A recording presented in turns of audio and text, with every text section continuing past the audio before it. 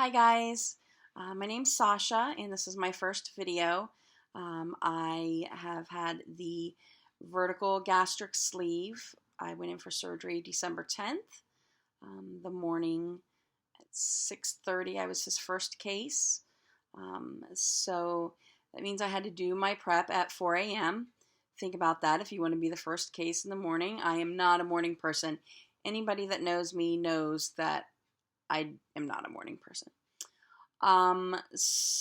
Which means I had to get up and do my prep shower, and prep with the cloths. My surgeon gave me these cloths that you had to shower with the night before, dry, air dry, and then put on clean pajamas. And then the next morning, you had to do it again with the cloths that leave you kind of sticky. It was really horrible, so I didn't get any sleep the night before, plus that and the nerves. But I had to do that at 4 a.m. And it's December. It's kind of chilly. It's not really chilly. I'm in Ohio. But getting a shower at 4 a.m. and doing that, and the nerves of having a surgery, changing the rest of your life, it's all a little bit much. But it's over. I am... Let's see, Thursday, Saturday, Sunday, 4 days post-op. And let's see here, I've got some numbers. My highest weight was 371 pounds. Terrifying. Day of surgery was 363. Today, 4 days post-op, I just weighed in at 350 pounds. So that's 13 pounds in 4 days. Amazing. Wonderful. Do I regret having this? You know I did. The first day, I absolutely regretted. I did not take my pain medicine because I was on a pain pump. My surgeon uses the pain pump. He uses Dilaudid. I am in the medical field. I don't like that. Most of my patients do. I hate it, however. It's hard to wake up from. I hate being in that uncontrollable state of mind where you're just sleeping and you're trying to come out of a sleep. I was very nauseous. I had to have Zofran. So that put me in a state of mind that was really bad. So the first day, I was in a lot of pain. I was only on liquids, and I didn't know how much to drink, how to drink. They tried to make me swallow. Oh no, the pill that I tried to swallow was the second day, and it got stuck in my throat. So the first and second day, I wasn't breaking down, I wasn't crying, but I was definitely thinking about, what did I just do? For the rest of my life, I'm never going to be able to eat a sandwich, a whole sandwich, eat a steak. I just kept going through my mind of things that I'll never be able to do again. But that's okay. Because now, after I've talked with my bariatric nutritionist, the counselor, she was wonderful. She said, everybody goes through it. You know, she's like, if you're not scared, you're not nervous, you're not questioning things in your life, then you're doing it for the wrong reasons. You're thinking that it's an easy way out. This is not an easy way out. This is a tool. For anybody that says this is the easy fix, mark it off and do not do it, because it is not an easy fix. It's very hard. I am very mentally strong. I was mentally defeated. Still, there are times, and I'm only 4 days out, but there are times where I can see where people would have a major breakdown, because it is more mental, I think, than physical. You know, you're going through everything that you will never be able to do again, which got you into this predicament. So I don't know why that's really a problem, because I don't want to be able to do those things again. I want to be able to live my life healthy. I want to do things. I want to go up a set of stairs and down a set of stairs. I want to, without being in pain. I want to be able to travel. I want to be able to get into an airplane and go see my best friend in Los Angeles without a seatbelt extender. I want to stop being so self-conscious. I deal with stroke patients every single day of my life, and that was the wake-up call for me. I see patients come in to our office every day, and their husbands or wives are pushing them in a wheelchair, and they have lost complete mobility, complete use of their left or right side because of a stroke that they've had. And weight leads up to that. I sat through a stroke seminar when I first started there 3 years ago, and it literally was like me watching myself um, go through this path. And I thought, this is where I'm going to be if I don't do something about it. So that's what made me choose this. I chose the sleeve. I did not choose the bypass. I think I'll do well with the sleeve. I didn't choose the bypass because I hate to vomit. I did not want the dumping syndrome and the complications. I know that there are complications with the sleeve. Again, disclaimer, this is just my opinion. But I feel like for me, there were more complications getting the bypass than there were the sleeve. I know some people who have had really bad thinning hair, more so with the bypass. And I know that sounds kind of vain, but and the biggest thing was bowel obstructions, getting an ulcer from the rerouting, possibly having a bowel obstruction. I know that you can have that on the sleeve, but in my mind, again, total disclaimer, in my mind, there were less risks with the sleeve. So that's why I chose it. I just want to go over a couple things. Blogs have helped me so much. I have obsessed about them. I have watched them. My husband is a huge supporter. So is my sister, and my mom and dad. I am my aunt and uncle. I have such an incredible support team. I don't know what I would ever do without them. I don't think I could do this without them. The blogs are so helpful. If you're thinking about getting this done, research, research, research. I didn't necessarily research the factual sides of it. I did, but I more so did my research on the blogs because it's real people, it's real experiences, and these people become your support system. Even if you never comment on any of the blogs, you can relate to things that they're saying because they're real. So having said that, I wanted to go over a couple things that I did that helped out a lot, which was knowing what to take to the hospital, what to pack. I bought a pair of loose pajamas and a nightgown and yoga pants that were pretty loose. So that way nothing's on my incision. A lot of people, I brought what they said. I don't think I needed some of the things. I'm a shopper. God help me when I lose this weight and I can start going into stores and buying regular clothes. My husband's probably going to need to get another job. So some things that I took with me, my surgeon, this incentive spirometer, they gave all of us one on our class the week before our surgeries. This is very important. Medical side of it, it's so important to make sure that your lungs are clear after the anesthesia. You do not want to get an infection in your lungs. You'll be back.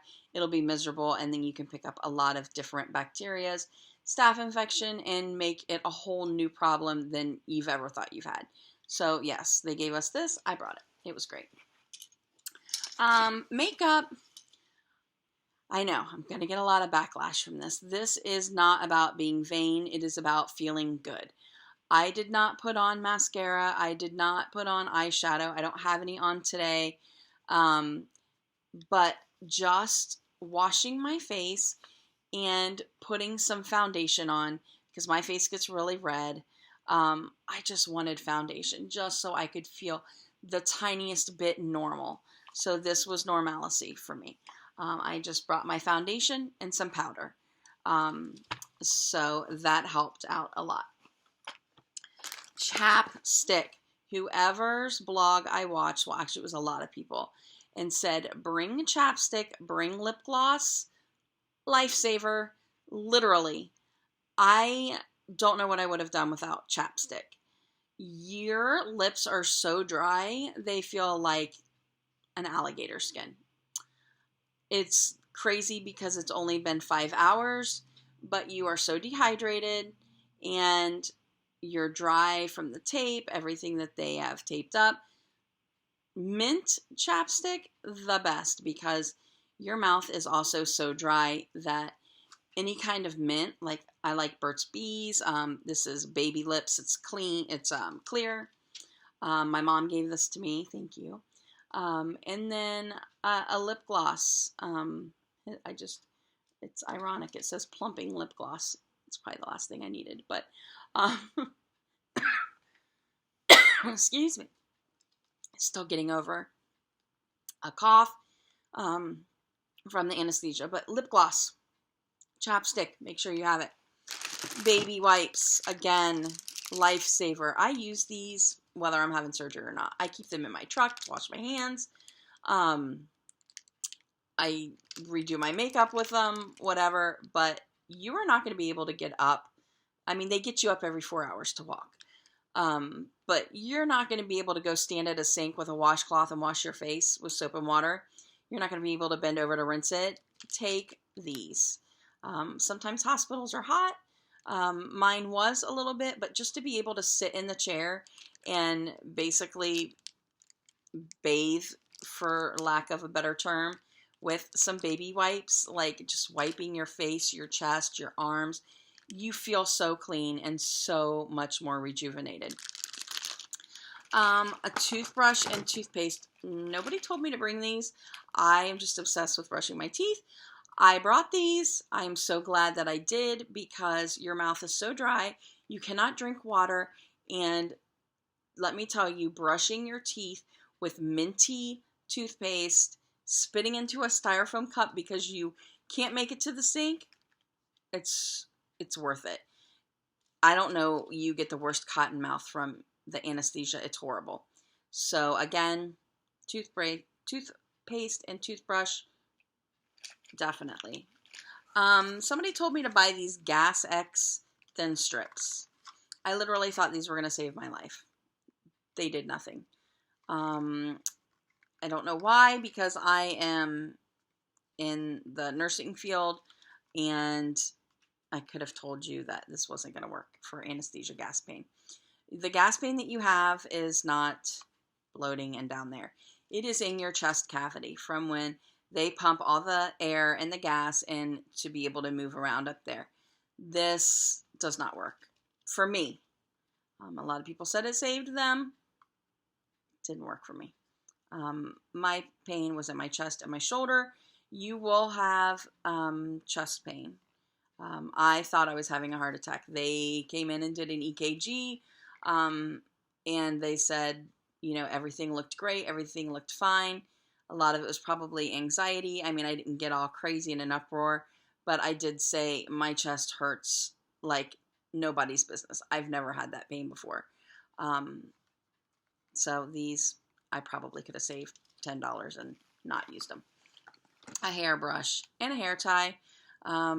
So nice to just be able to brush your hair and pull it back in a ponytail. Again, sometimes hospitals are hot.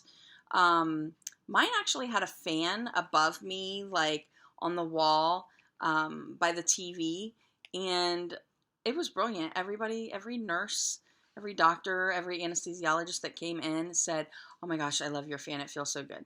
So I'm actually glad. So maybe a tiny little personal fan, if you think about it, um, that helped out a lot. It saved me. Um, Lotion, a little teeny bottle of lotion. You are so dry. Again, even something that I wouldn't get like a too strong of a smell because you're going to have a little bit of nausea, but this is just like a vanilla, it's not even got mint in it, but a little bit of a light vanilla scent. It's for sensitive skin. It was fantastic. It really helped out. And earbuds. I brought my earbuds. I have my iPhone, my iPad. I did not use my iPad. I thought I was going to use my iPad. I thought, oh my gosh, I love playing Candy Crush, Soda Crush, or whatever. I'm going to pass the time by it. I'm going to be on Facebook. No, I was not. I did not use my iPad. My iPhone 6 Plus was enough for me. So, but you do want to make sure that you remember to bring a charger for it, because you're obviously going to run your battery down. I bought a longer charger. I bought it on Groupon. It was, I think, 7 feet long, and it was, that's my dog. Hi. It was like 7 feet long, and it helped because then it would have reached to the hospital bed. However, it did not come in time. So it didn't come in time, so I couldn't use it, along with the Vera Bradley bag that I ordered because, you know, I don't know why I thought I had to have this really nice bag to put my stuff in. I don't know. It was just me panicking at the last minute buying stuff. If your surgeon gives you this, I have my surgery with Mount Carmel in Columbus, Ohio, which is where I work. They gave us this book, and it says Bariatric Patient Education. It is fantastic. It is a lifeline for people. It tells you the pre-admission instructions.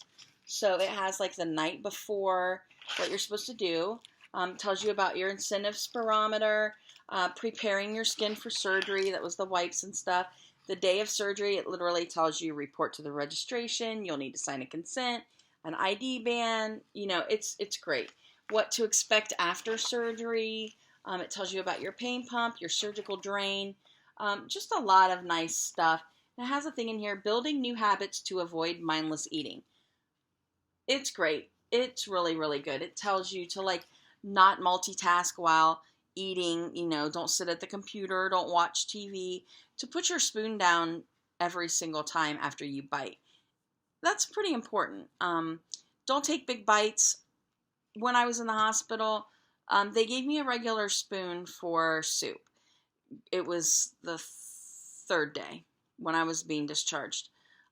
It was cream of chicken strained soup. I thought is going to be heinous. I, however, took too big of a spoonful, or I ate the whole cup, which was really a half a cup. So 4 ounces. But 4 ounces is too much to eat 3 days after your surgery. I almost broke down. I thought I failed again. I did this wrong. Why didn't this work for me? All these things go through your mind. It is not the case. I am full right now on about 1.5 ounces of cottage cheese. So I didn't fail. I'm not going to fail at this. This is it. So also a little notebook and a pen. I didn't use it there, but I'm definitely using it the day that I got home. I'm writing in all of my stuff. I hate journaling. Food-wise, I could barely do it when they asked me to. But for some reason, now out of this, I think it's very interesting of what I'm trying to learn, what my body's going to do. And it's really good. So I use it all the time. I literally write down, like, I ate 1 ounce of cottage cheese. I drank, 2 ounces of broth today. Like, it's pretty good. So, that being said, I'm going to wrap up here. But I just wanted to go over a couple things that happened in the hospital. They bring you a tray with like all this stuff on it. They bring you hot tea, a lemon packet, like sweet and low, uh, jello, broth, all this stuff. The broth, I love broth. I was looking so forward to broth. It was horrible. It tasted like somebody put 1 tablespoon for a bouillon cube. It was so strong, so salty and pungent. I literally almost vomited after I took a bite of it. Then that was the chicken. The next day they brought beef broth. Again, I couldn't eat it. Way too strong. So them telling you that your taste buds are going to change, they're correct. Your taste buds will change. I still love spicy stuff. However, I bought spicy V8. I had it, 3 spoonfuls of it the other day. I was so glad that I still loved spicy stuff. I don't know why that's important to me. I just have always loved hot as fire foods. So I was glad about that. The popsicles, they really help. Sugar-free popsicles. I ate like a half of one.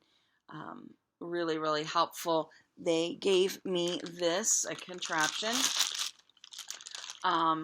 It is nice because when you are walking and you have nausea, they just put it up on my IV pole, and I had it because I had a lot of nausea. So the jello was horrible. The jello tasted like somebody sprinkled sweetener over top of it. I don't know. I like jello. I thought I was going to like it. I was kind of glad that I didn't. So I'm getting my taste back today on day 4. I just had an ounce of cottage cheese, ounce and a half of cottage cheese, low fat, small curd. I put some Chicago steak seasoning in it. Just, it's got like hickory flavor, a lot of black pepper in it. It actually was really, really good. I thought I'd never love cottage cheese like I do. So I'm using baby spoons. Oh, that's another thing. Somebody told me, well, the blogs said to get baby utensils, baby spoons, baby bowls, baby plates. I got those. They're fantastic. I'm so glad that I did. The spoons of all things, get a set of baby spoons because they literally help you gauge how much you're going down. But so I had that. I'm drinking some hot tea right now. Oh, the hot tea in the hospital. I love sweet tea. I've always been a sweet tea drinker. It has to have a lot of sugar in it. I thought that's something I'm going to have to get past. It's not. That's probably what got me through not being dehydrated was the hot Lipton tea with not even a third of a packet of Sweet and Low or Equal. They brought me Equal one time. I literally just sprinkled a little bit in it, but to sip that hot tea, because you're still learning to take smaller sips, and that smaller sip, that smaller sip, because it was hot, really helped me gauge what size you're supposed to be taking of sips, because you're not supposed to be gulping. So I'm doing some walking. I walked down 4 houses today in my neighborhood. Walked down 4 yesterday with my husband. That felt so good. Coming home, getting a shower. When you come home, even if you don't feel like it, get a shower. I got a shower. I blow dried my hair. I put on clean pajamas. I literally felt like a new person. I felt like, why didn't I get a shower in the hospital? Obviously, I know why I didn't, but it changed everything for me. So just keep on top of your pain medicines. If you're choosing to do this, good luck. You will make it. You can do this. I never thought I could. I'm 41 and I did not see an end in sight. And I finally, for the first time in years, and I've been heavy all my life. I was heavy in elementary school. For the first time in years, I feel like I can do this. There is hope. This is the answer. I am 100% confident, 100% dedicated, and excited for this new life ahead of me. So I will be back to do an update with you guys soon. And sorry if I rambled on. I promise the future videos will not be 25 minutes long. Okay. Okay. Good luck. Bye.